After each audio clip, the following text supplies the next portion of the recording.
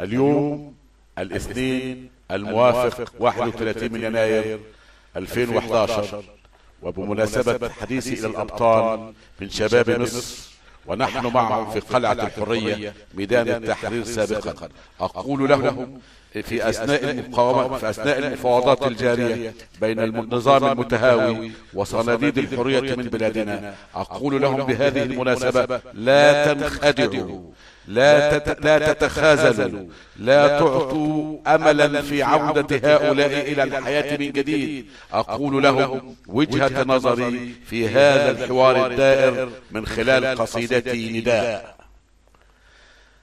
أيا ثائر فلا تقبل، بغير الحق لن نرحل، ولا تعبأ بشرذمة، هم الجهال بل أجهل، أخافونا بثورتهم، أضاعوا كل ما نأمل، فلا تأمن لوعدهم، أرى الكذاب لا يخجل.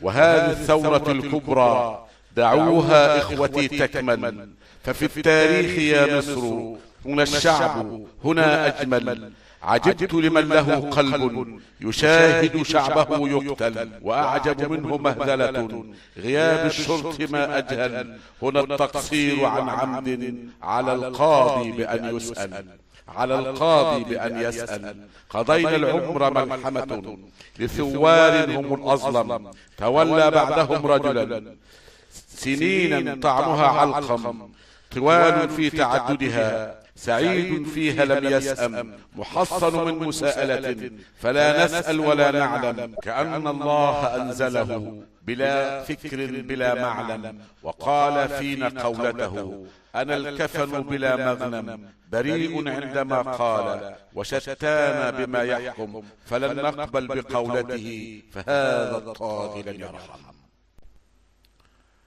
كتبت قصيدة أيضا أشجع فيها الشباب السائر، وأدعوهم للصبر والمصابرة وتحمل المشاق وتحمل المكاره في سبيل المخاض وولادة هذا العصر الجديد. فكتبت تحت عنوان: بكيت ولكن بكائي فرح، لشعب أبي شديد المرح، تمر بنا لحظات الميلاد، وكل مخاض أو مقترح، فيحتاج منا صبرا جميلا ليوم الميلاد يوم الفرح.